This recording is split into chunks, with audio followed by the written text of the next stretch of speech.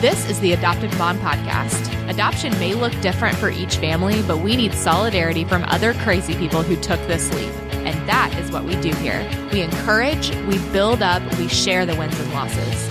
We lean on each other, and we get through this together. Thanks for joining us. Hi, everyone. I'm coming at you with episode 10 of season 3 with me, your host, Alex Fitton. This will be part 1 of a 2-part series on disrupted adoptions by the adoptive families. It's going to be another tearjerker, so buckle up. A few weeks ago, I did an episode with Kristen Compston on disrupted adoption by birth mother's choice. But in this episode and the next one, we're going to hear from 2 different mamas who chose to disrupt. These truths are hard, but they're so important to hear.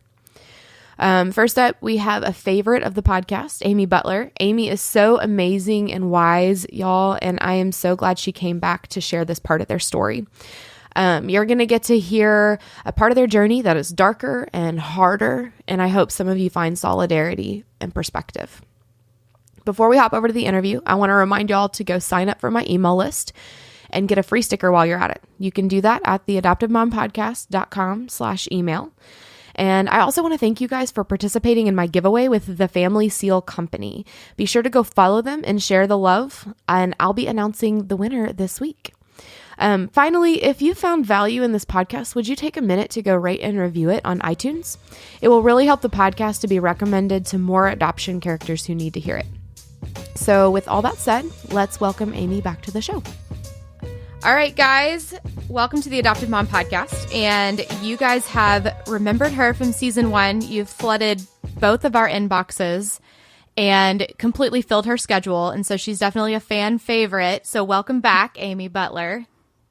Thanks. It's good to be back. Yeah, always. Seriously, I think that I hear more about your episode than any other, which is so fun. Because I think that speaks to how good you are at what you do. Speaking of which, can you tell us all what you do? Sure. I'm a licensed counselor, and I tend to work with adoptive parents and adoptive moms, and I work with marriages, things like that. So, for sure. And I think that for those of you who haven't listened to her episode back in season 1, Amy is so good at working with parents who are struggling with trauma and marriages that are maybe having strain put on them because of the trauma their kids are causing. And that is because you are also an adoptive mom, which is super cool. Yeah. So yeah, just take a second to introduce us to your family so that those who didn't listen can be caught up. Sure. So I'm an adoptive mom of 2 children and 2 biological children. The 2 adoptions that we've had are, one was an infant adoption, domestic, and another adoption that we were able to do was through foster care, fostering first, and then we were able to adopt her. So our family has walked through 2 very different kinds of adoptions, and very much impacts who I am as a counselor and able to help people. Which is so awesome. And I think that's what draws people to you, is that you speak from a place of not having healed from all of this or not being past it or having it all together, but from being in that phase of life too. But the reason, obviously, this episode is about disrupted adoptions. And so you have one of those stories too. Yes, I do. And I know it's tied to one of your other adoptions. So you guys that are listening, just to understand, we're not going to be using this child's name or anything like that, just to protect their privacy and to protect the privacy of her sister, who does live in your home still. Absolutely. So yeah, why don't we jump into that? How did that story begin? Well, we did our first adoption was the domestic one of an infant, and he's still our baby of the family. And so when, we just kind of felt like our family was not complete yet. And so we felt very led to go through the foster care system to connect to who we felt like we were wanting to be open to a girl. And so we went through the process through the call and got ourselves open. And then through Project Zero, we were connected to a sibling group of two little girls. At the time, they were, I believe, like 5 and 7-ish. And our profile and who we were kind of looking for matched one of the girls. And so they asked us if we would be willing to consider a sibling group. And we hadn't really thought of that before. It wasn't, we were kind of unsure. Could we take on two?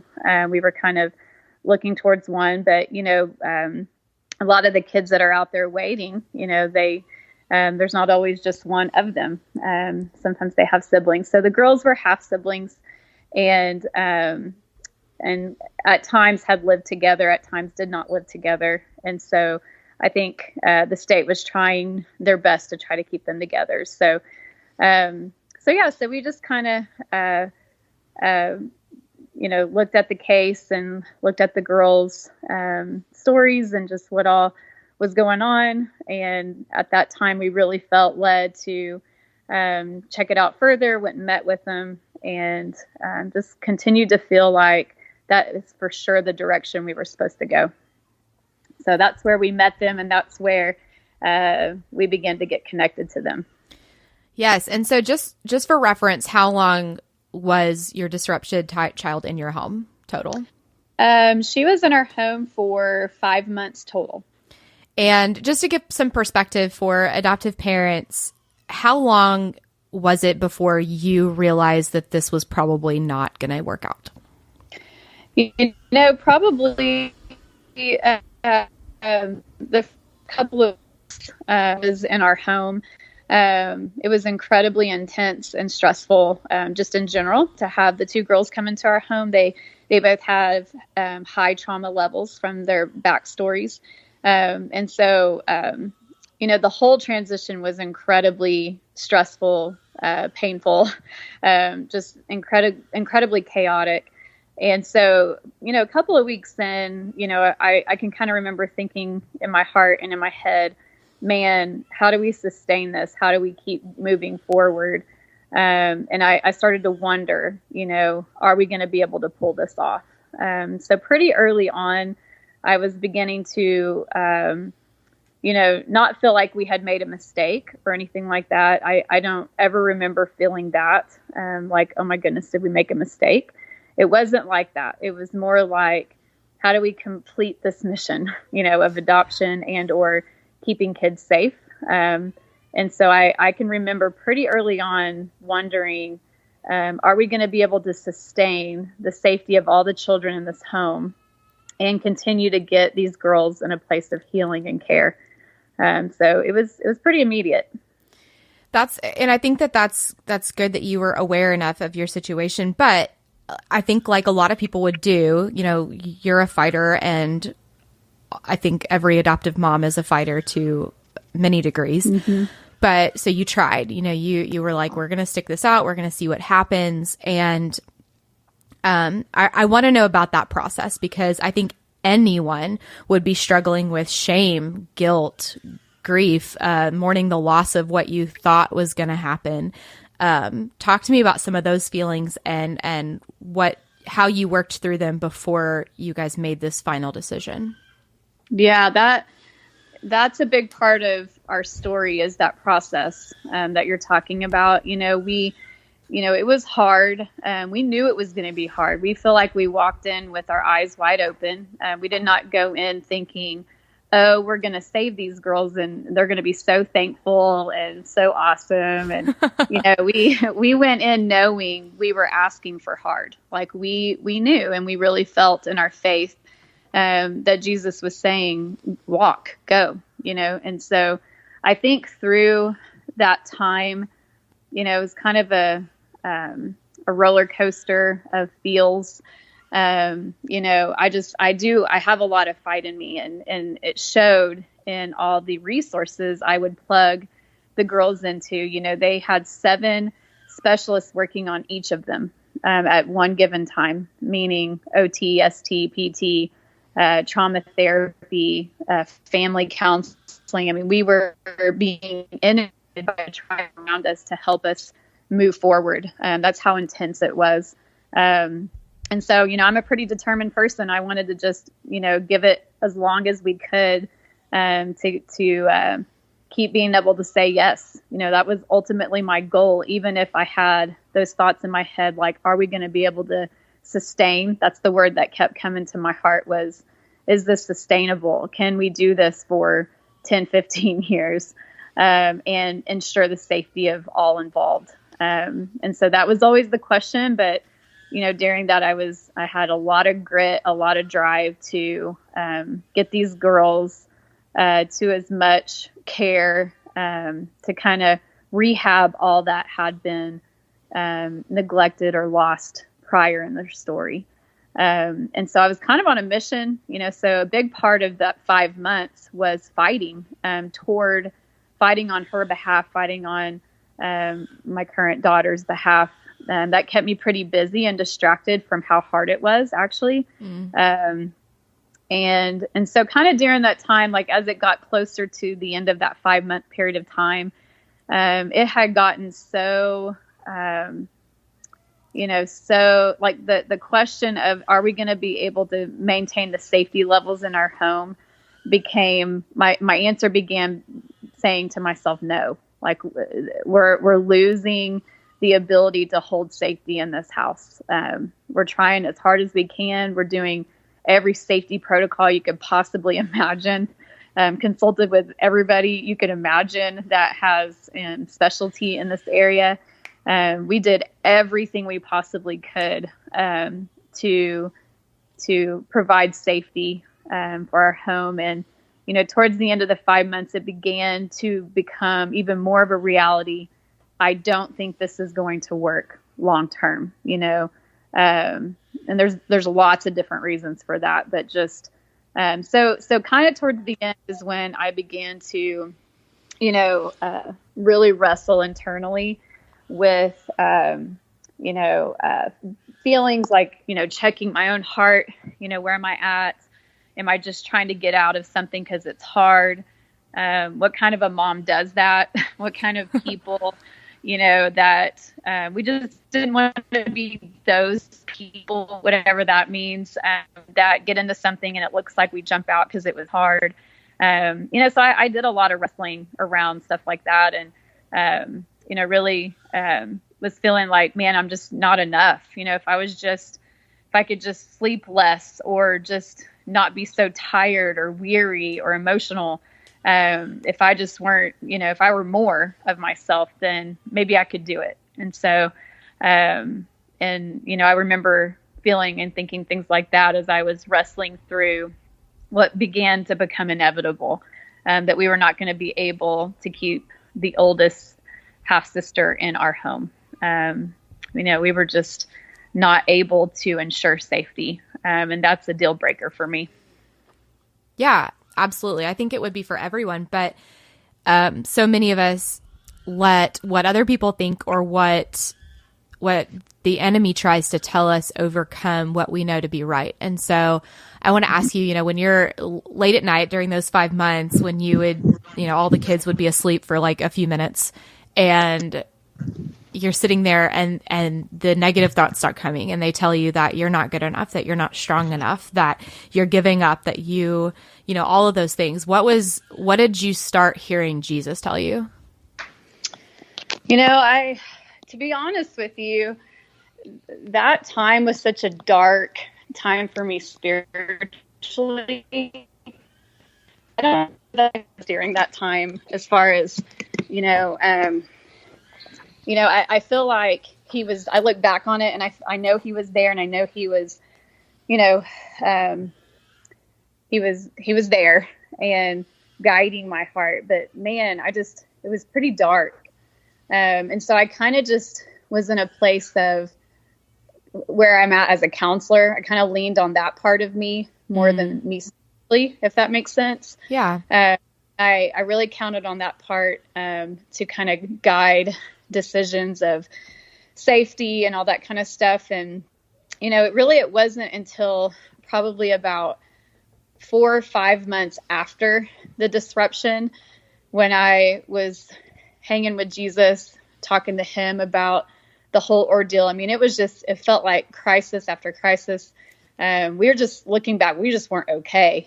And so when I had a few months where things began to feel safer and less crisis, when I look back on that and I was talking to Jesus about it, and that's when I began to hear him, just speak grace over my heart, where I would tell him, man, Jesus, like, I just feel like it just doesn't make sense. We thought we heard you. Did I not hear you correctly? Did me and my husband miss you on this? Why would you call us to do this? And we're able to hold one in our family, and the other one we had to ensure her safety somewhere else and her well-being somewhere else. And it just is messy. And, I just would talk to him about that. And I just began to feel like he was just speaking very gracious things over my heart. Like, in essence, I felt like he was saying to me, you did exactly what I knew you would do. You would get both of those girls to safety. You introduced both of them to me. Being a part of the process that got them to a plan where they could grow in a place of safety was maybe not what they would have gotten had we not been a part of that. And so, he just began to grace anything where I would be hard on myself, doubting myself, doubting that we made the right choices and all of that. Because, man, when you look at it, it is not pretty. It is messy. It is not cookie cutter. It doesn't feel Christian-y. And so, man, I would wrestle with it. But every time I would talk to him about it, I just had this peace that he trusted us in that mess. And we navigated it and advocated on the older one's behalf in ways that she had never been advocated for. And everything that we did in love. Even the way we transitioned the disruption, as painful as that was, I don't know. It's just when you're not on the sidelines and you're actually out in the middle of the field playing, it's not pretty, and your decisions don't get to look pretty either. So I know that you guys obviously didn't just like stick her outside with her stuff. So how you came to the decision of what you were going to do and what that looked like in your marriage. Did you both reach this decision at the same time, or did one of you struggle with the guilt or the fight longer than the other? Yeah, I love that question. So we had an incredible team at DCFS that walked this journey with us. They just truly cared about both of the girls just like we did, and wanted safety for all as well. So as far as the disruption plan that we came up with, we did it as a team. And I just would ask Jesus, like, help me, like where can she go where she can continue to walk out her healing journey in safety and care. And so we ended up getting connected to a residential place that took in girls, and there's a faith element to it. And I talked to them, and all the other places I had talked to, it was like a brick wall in my face. It just wasn't, there wasn't spots open, or it just didn't feel right. And so when I talked to this place where we ended up connecting her to, everything about it was flowing, just that they had a spot open for her pretty immediately. Like they were going to encourage her faith and growth, and their program was just incredible. And so it just felt so right. That's the only way I know how to describe it. Just in the middle of all these, no, not this one, there was this yes. And they were excited to have her, and they were excited to love on her. And that just made me feel, that like even in the disruption, we wanted to love her well. And so we were a part of that plan, and DCFS was wonderful and really worked alongside of us, because there's a lot of things that go into that, and the task. And so it was just, even when I look back now, the flow of all of that felt I don't know how to describe it, just felt right, felt peaceful when it shouldn't have. And so that was kind of how we walked that disruption plan. And we were doing it alongside counselors, and, you know, we all did it as a family discussion and with a therapist. And so we tried to walk it as loving as you can, a disruption. I don't know if it's like a oxymoron, but yeah, so that's kind of what that looked like. And then, you know, between my husband and I, you know, we were often in that 5 months, you know, one day I would be like, man, I don't know that this is sustainable. And my husband would be like, I don't know, maybe it is, you know, and then on a different day, he would be the one that's like, oh my gosh, like this is not going to be doable. And I would be like, well, maybe, you know. And so we were constantly kind of back and forth. But when it came down to it, you know, at that 5 month mark, when it became so clear that this is not going to be maintained to be safe, we were both on the same page when we needed to be. And so it was painful. It was hard, you know, to walk something like that. I mean, it's just, there's no words for it. You never think as a parent you'll be in a situation where anything like that would make sense. I never thought I would be there. I probably would have judged me prior to that moment. You know, like, wow, you know, who disrupts a kid? That's horrible. And so I don't know, it just was really hard, but we did at that point, we were completely on the same page. It was hard, but we walked it together, and I couldn't have done it, you know, without my husband. You know, the two of us definitely walked that together, and, you know, really tried to be there for each other, because we were the only two that really got it. Yeah. Oh, and I mean, that's so true. And we talked about that in your last episode too. Just how I feel like we come to this divide where the pressure can break us or it can pull us together. And that sounds like a cliche, but as adoptive moms, we know that to be true. I feel like so much more than a lot of situations. But I wanted to, so I had a couple more questions. First of all, so how is Ellie? Was her heart protected as you'd hoped? Yes. You know, that was another thing that my heart worried about, is like, what is the effect it's going to have on her? You know, man, I was worried about everybody, honestly. You know, just when a kid is in your home and then they are gone one day, that messes with every kid. So I worried about her. I was wondering how that was going to land on her, but she, you know, she just very quickly began to show behaviors of relief.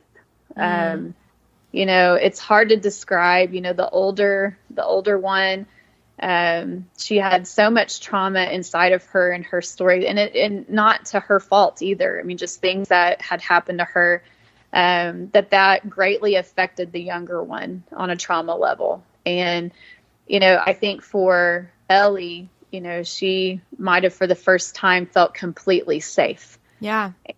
So I started watching those behaviors. You know, she was sleeping better. She was, you know, she's really developing, you know, to be a big girl instead of some more regressive behaviors. And so we really started to watch her thrive, which is what I was hoping for, or even kind of what I was predicting was going to happen when the safety levels in our house went up.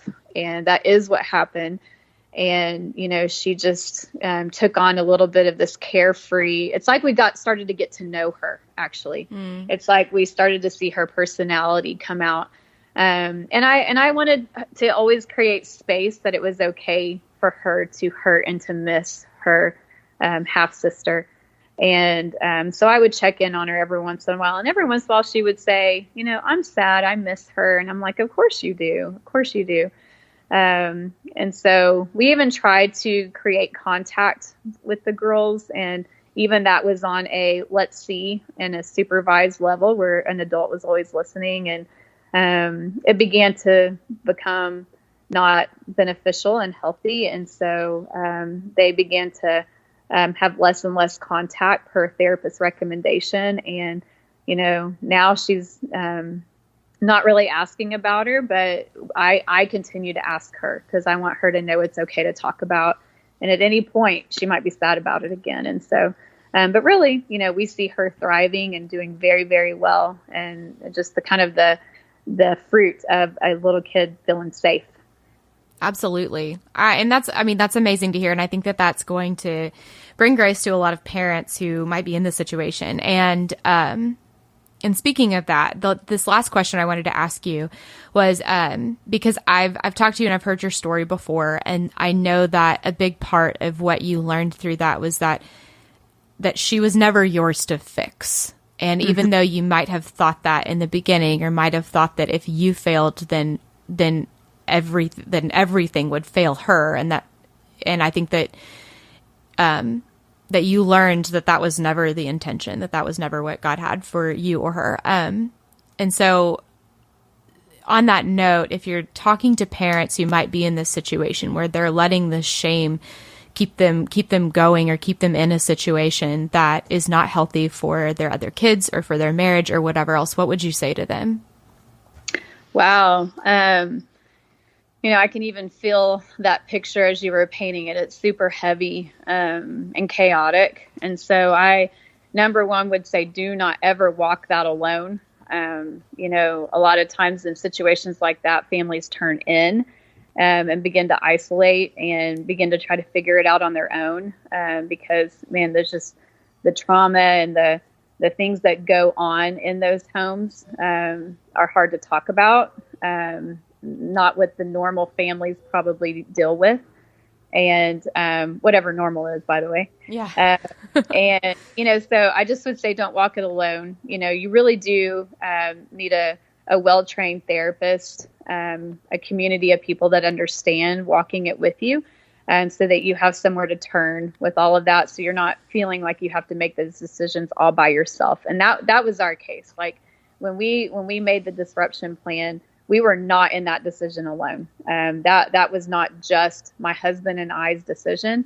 That was our decision, plus the DCFS team, plus the counselors, plus, we had an entire tribe around us that were helping us to navigate really difficult decisions. And so it's not a decision to take lightly. So I'd first say, don't walk it alone, because, someone trained in those things are going to help you to see things like what you hear me saying, safety levels. Like a therapist is trained to know how to assess, how safe is your home, and to make decisions based on that, which is where children continue to thrive and grow developmentally, versus not safe, which will completely destroy your home, and your relationships in it. So safety, you've heard me say that word about 500 times.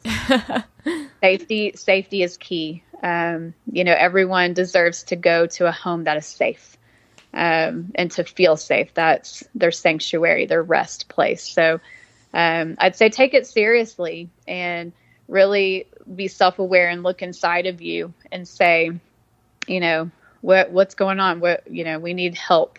We need a village around us. We need to not just spiritualize this. It's very spiritual. But I think people that are following Jesus in this, I would be careful to not spiritualize it to the point where you're being shamed for things that maybe have to do with safety. And I think that can be pretty tricky. And I would hate for anybody to walk that alone. It's very painful. I think that is such that's such a powerful statement, just that we don't need to spiritualize things that would get in the way of safety, because you're right, every kid deserves that. I'm letting that soak in, because it's so powerful, and I think that it's going to bring grace to a lot of parents that are in this situation. So thank you so much for your story. I know it touches so many lives, and hopefully this will help it to touch so many more lives. And we can follow you on Facebook, right, for your adventures around the world now. Mm-hmm. Amy's doing a lot of traveling for her new project. So Facebook at Amy Butler, and that's it, right? Are you on Instagram? I can't remember. Yes, Instagram. I'm Amy the Butler. Amy the Butler, of course. I'm sure your kids think you are that, right? The Butler. Yeah. That's how it feels, which is why that's my Instagram. I love it. Wow, you guys, I cannot get enough words from Amy. She is the best. Finally, for today, we're going to hear from Rachel Kirksey. Rachel's story is so good and hard and beautiful and heartbreaking. And if that's not a good tee up, then I'm not sure what is. So let's get to it. All right, guys, like I said a minute ago, we're here with Rachel Kirksey, who I'm thrilled to death to be with. And I have to say, give the disclaimer that she is not an adoptive mom. She's not even technically a foster parent. And this story is completely her own. It's her side of things, of how their potential adoption fell through and why they made those choices. And I'm so excited to talk to her. But she's not going to be talking specifically about this little boy or his story. And I think that that is so awesome, because we talk a lot on the podcast about how we're not the main characters of our kids or any other kids' stories. We're only the main characters of our own stories. And that's such a huge part of the podcast, is our own heart. So with all of that said, welcome, Rachel. How's it going? Hey, good. Good deal. So can you tell us all about you? What do you do, who you are, etc.? My name is Rachel Kirksey. I am married to Ben. We've been married for 8 years, and we have 2 little boys at home now, 2 bio kids, Rhett and Jude. They are 6 and 4. We live in Fayetteville, and I am a stay-at-home mom, but as my mom says, there's not a lot of staying at home involved in that. So I just have my hands in a few different volunteer things and keep my kids running from place to place constantly. Yes, absolutely. But I think you're completely downplaying some really important things about what you do. So first of all, you're the women's ministry director at the Grove Church. I lead the women's ministry. I don't think I'm a director of anything. Whatever. Yes, I lead the women's ministry at the Grove. Okay, and then also Art in the Park. And yes, Ben my husband is on the board of an organization called Serve NWA, which used to be called the Cobblestone Project, and they serve folks who are either experiencing homelessness or on the margins, at risk. And so we live in South Fayetteville, where there's a whole lot of that going on, and we specifically run one of the programs under Serve, which is called Art in the Park, and once a month we have a meal together at Walker Park here in South Fayetteville, and we provide paints and canvases and give people the opportunity to paint. The idea is to do something creative, restorative, and rather than like me standing on this side of a service line and handing out food while a person in need, walk on the other side of the line, it's a little more, which those are good things, but this is a sit shoulder to shoulder and do something together and hopefully offer some dignity and new relationships in that setting, which is how we came to know the kiddo we're going to talk about. Yes. And so even though I had to pull it out of your humble self, we now know how much of a boss you are. No, thank you. But I think that is a good launching point to your story. So what happened? Why are you on this episode, Miss Rachel? So I was an unofficial foster mom for 15 months. Very recently closed the chapter on that. But last February, we had a little boy come to live with us. We met his family through Art in the Park when he was an infant, and we walked through life with them really closely at times and then not closely at all for different periods. But from the time he was born until the time he was 3, that was an on and off relationship. And when he was 3, they just got to a point where they couldn't care for him at the time and basically asked us to keep him for a little while, and it just turned into a longer while and a longer while. Mm-hmm. But it was, DHS never became involved in his case, and so this was totally through private court. When they asked us to keep him, my husband and I used a private attorney to get guardianship of him to protect ourselves and them so that all of our relationships were like good and clear. And we stepped into that with the earnest hope and expectation that there would be reconciliation for that family. Right. And so after it became clear that that was not the case, or that was not going to happen, I know that you guys went through an emotional journey of your own. And I know that you were put in situations where you had to, advocate for, him. And that was some uncomfortable stuff because you didn't know where you were or who you wanted to fight for, who you needed to fight for, including yourselves. So talk to us a little bit about your heart and all of that and that journey for you. Yeah. So, like I said, our personal relationship started with the bio parents, which is probably an unusual way for a foster parent to begin. And so up until the day that he came to live with us, my heart was always for the bio parents. And, because they had a child, it was like more urgent than most of the people that I know who are in similar situations. But I always was fighting for them as a family. And so then when he came to live with us, the balance just kind of shifted a little bit where I finally realized that the best thing for them and the best thing for him were not the same. And that was the first hard shift. And he probably was with us for months before I actually realized that. And then the second, as it became increasingly apparent that reconciliation wasn't going to happen, then we just assumed for a long time that meant we would adopt him. And so as the months kind of ticked by, we were increasingly operating like he would be here forever. And that was hard. It was hard because these things are hard. But there was something else going on that I could not name at the time, but it was like this fire in my soul that something was wrong. Something was not going right. I was especially not in a good place at different times, and I guess consistently throughout that time for a few months. And I had friends who could kind of lovingly try to say to me oh, this is not going very well, or what, don't you think you need to find something else? But the fact was that we had prayed for his safety as a family. Every night for 9 months before he came to live with us, and pretty consistently for the 2.5 years prior to that. And so I felt like we prayed for his safety every night, and then he was put in my safe home. And so that seems like an answer to me. And so even though everything inside of me was saying something was wrong, I was just like, no, I'm trusting God in this, and doing the right thing is hard.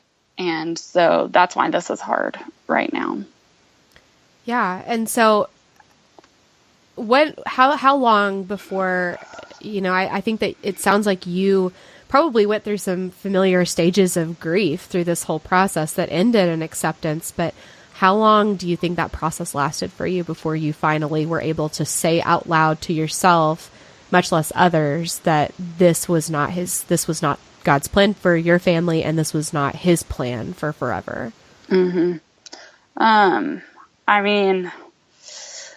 So we finally reached the decision in the end of August or beginning of September. So he had been with us for 6 or 7 months then. That was when we decided that we were not going to adopt him. And we probably started saying that to our close friends by October. But until we knew who his adoptive family was, it was still really hard to explain to someone. And it's still pretty awkward and vulnerable to explain to someone. I had my oldest child just finished kindergarten, and I had a teacher at school, not his teacher, another teacher at school, stop me one day, and she was like, I'm sorry, this is weird, but can you tell me about your family? What's going on here? Because I'm like dragging these 3 mismatched children through school every day. My 2 don't look alike at all. And then our foster kiddo, he did not look like either one of them either. And they're like really close in age and developmentally really far apart. And people were like, are they triplets or do they not go together at all? I can't tell. But yeah, and that was the first time that I was like, oh, this is a perfect stranger. And I'm going to try to explain to her that this kid is in desperate need and I'm not adopting him. And it is really hard to say like, well, it just wasn't God's plan, because I don't want to pin something on God. I don't want to just like pass it off on him. But it is something just supernatural or like bigger than I can explain to another person. But okay, in August is when we really knew we finally got to basically a tipping point. I was in a super, super unhealthy place, and I was regularly talking about the feeling of drowning. And I was with some good friends one night, 3 other women who know foster care intimately. 1 is a foster mom, and 2 are counselors and trainers for the Call here in Northwest Arkansas. And so, people can, like, my other friends could give me loving advice, but they didn't know where I was. And so, or they didn't have the same experience. And so it just lands differently. But these girls knew like exactly where we were. And so I was talking to them about this feeling that I was drowning, that maybe the Lord was like holding me underwater. And one of them said, look, these are not things that come from God. This is a lie if you believe that this feeling is something that God is doing to you. And she said, you don't have to be the one to adopt him. And that was the first time that I heard a little bit of permission to choose not to, even though like anyone else who knows and loves me and is listening to this is probably like, I tried to tell you that in July. It just wasn't the same until then. And then the next day at church, we were talking about Hannah, and Hannah, we usually hear her story as like she prayed for a son and God gave her a son and it was really beautiful and this is how he answers prayer. But what I heard in that was that Hannah was not able to have a son, and she cried out to the Lord in her grief, and she begged him to see her in her grief. And she did ask him for a son and promised to give him to the Lord. But even in her darkest place, she still went to him and still said, like, I need you to meet me in this. And that was a really good example to me of just that's okay, even when you don't understand where the heck God is in this. And even when you're angry, you still cry out to him. And my natural MO in life is to basically cry out to the people around me first before I go to the Lord. And so I would say that I was seeking him more than ever before in my life. But that was just a beautiful picture of such pain and laying it before the Lord. And I sometimes host at church, which means you do the sermon wrap up, and I got to do the sermon wrap up for that one. And so everyone got to watch me be publicly wrecked on stage at the end of that, as God was like reckoning with me right there. Yeah. But so I think it was that afternoon, I said to Ben and I had like gone the morning before on this long walk. He had called his best friends on Thursday night and been like, this is where we are, and I don't know what to do. And they, I think I didn't realize at the time, but he was like, I think that I'm going to lose Rachel, like just lose her heart and soul in this. And I see her going away and I'm really scared. And I was like, we have to keep doing this because Ben wants to keep doing this. And obviously it's right. And so we were both kind of like trucking forward. And so we had this big heart-to-heart on Saturday and made a lot of ground on understanding one another. But finally Sunday, I said, I think if we could just choose someone else to adopt him, then that would be okay. That would be the right thing. And he was like, what?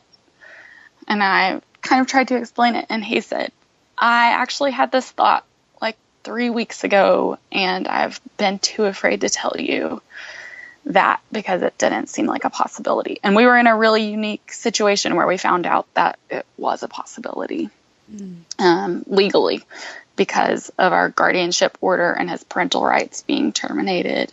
That left us as the sole decision makers for him. Wow.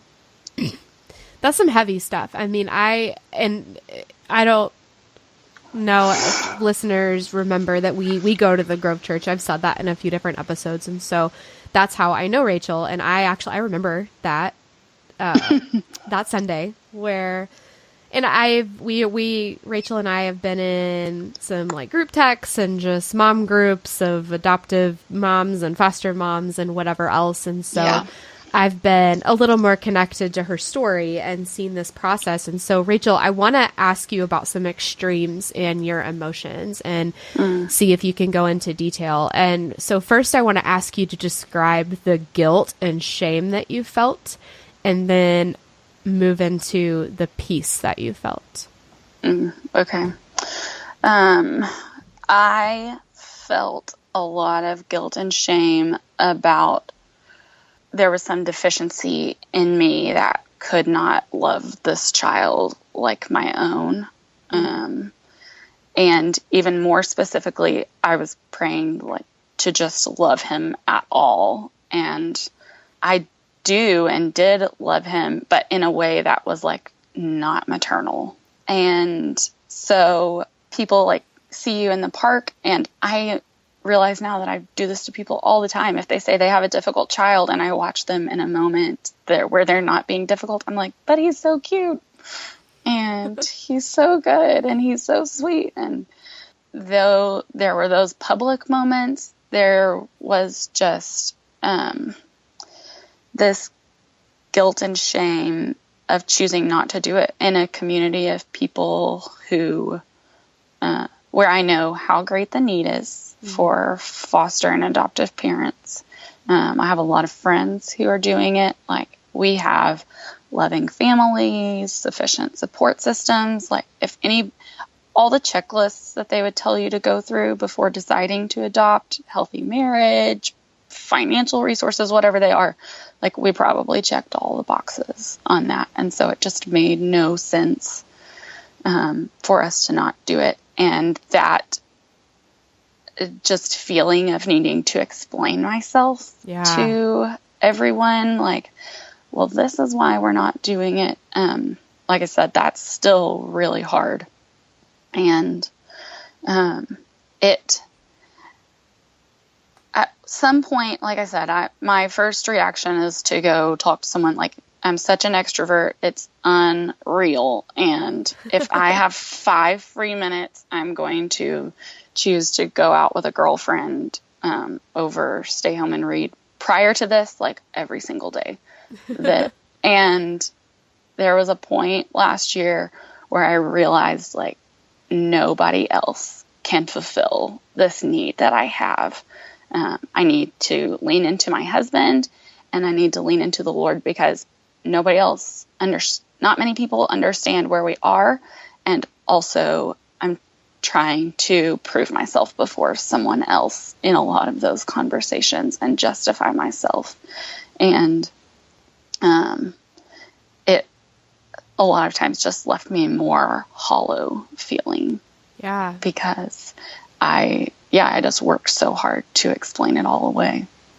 Goodness, girl. I mean, I relate with that so much. We still we chose to adopt, but those feelings are so real, and those feelings of having to explain yourself and not feeling like anyone understands.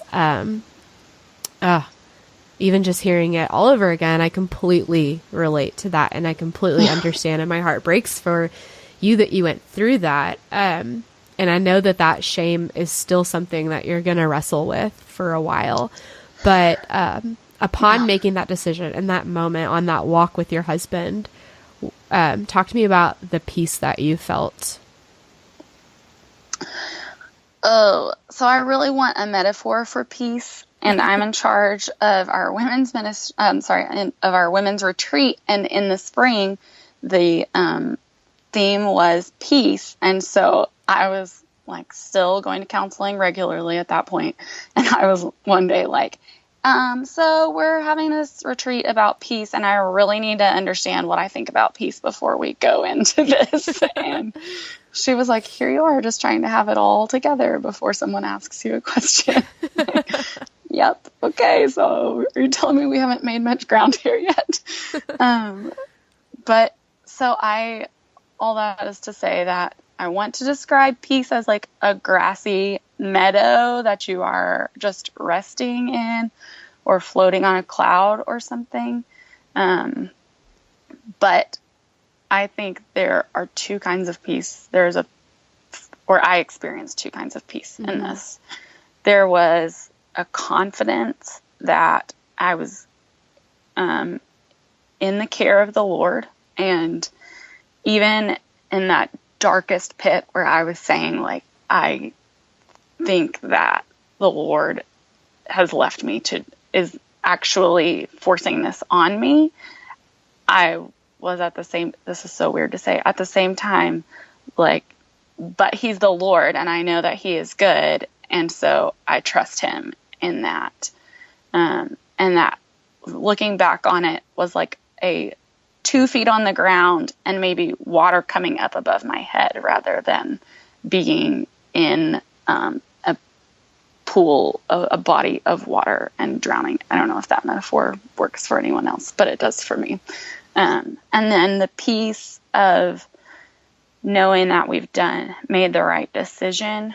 That's probably the hardest to reconcile with the shame, because there is like a relief because you just, quote, go back to your old life. Right.